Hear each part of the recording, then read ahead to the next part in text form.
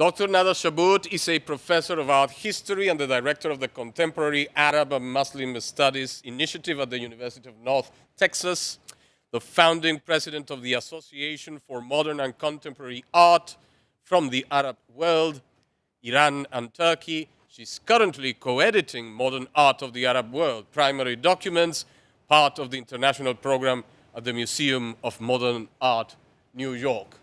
Please join me in welcoming Dr. Nada Shabout. Inviting me to talk about this topic. I have to admit that when I was first approached to talk about this topic, the most common thing that came to my mind is my work with looted Iraqi art, which is sort of a very depressing story. But instead, and I really, really can't believe that I'm going to say this as an American, that Trump actually gave me a very good idea because of his actions.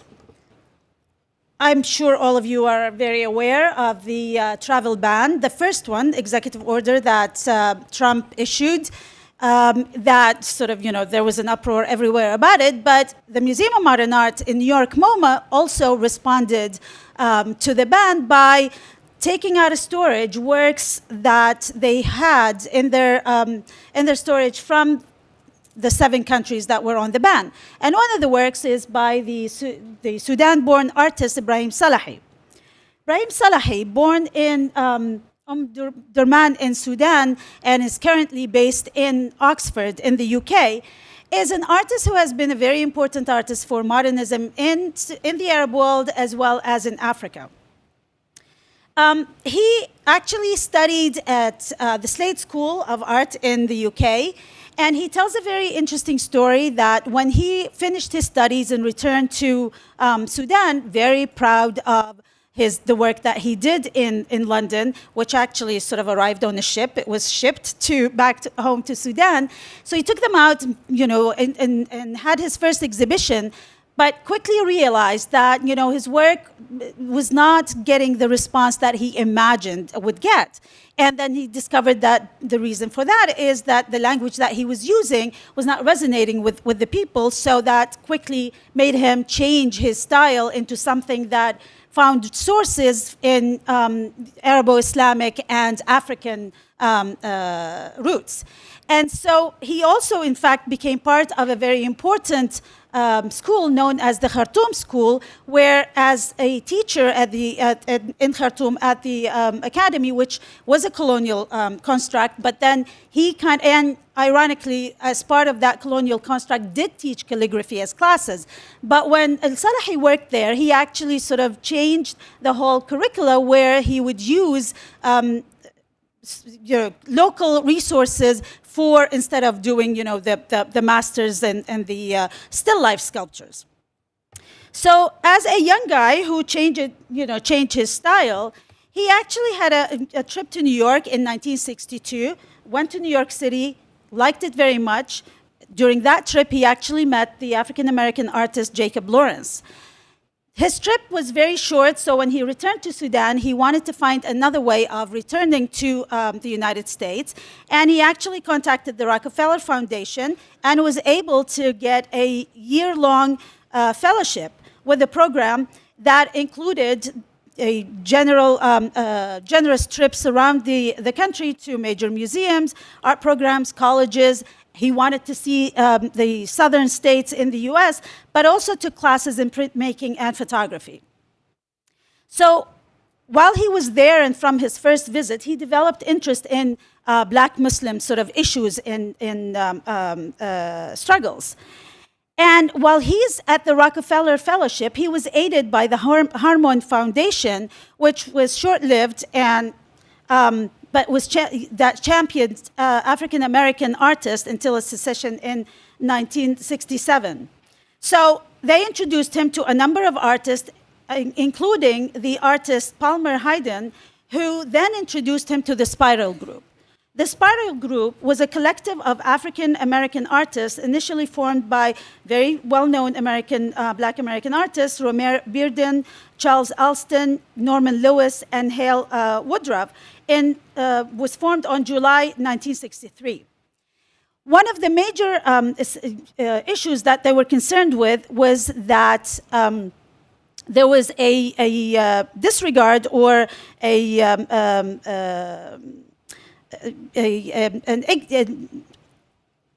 I'm losing the word, I'm sorry, an acknowledgement of their work by major American institutions. So in response, they actually formed this collective and were having weekly meetings on Tuesdays, which Salahi started attending, where they were discussing an exhibition to have, which they called the first group showing works in black and white. So their idea of forming works in black and white was in protest to their exclusion from the major institutions. And of course, you know, black and white would sort of serves both sociopolitical as well as formal concerns. So Salahi liked the idea, but at first he was very concerned with the limitation of, you know, just black and white. So, you know, would actually not decide to participate in the exhibition until later, but also he kind of decided to not limit himself to black and white, although the white remains in the background, but he kind of added more color, like the burnt sienna that he mixed, and the crimson and the cobalt that he mixed with blue. So this work, The Mosque, is one of those works that he created in sort of collaboration or in conjunction with his attendance of the Spiral Group. So as the Harman Foundation would then also arrange a meeting for him with Alfred Barr, who was the director of MoMA at the time, and Al-Sarahi went there with a portfolio that included the work that is now at the Tate, which actually Alfred Barr liked very much and wanted to buy, but Al-Sarahi convinced him that it was a problematic work that was made on a very cheap material using two different kinds of paints, and it would be sort of a problem in the future.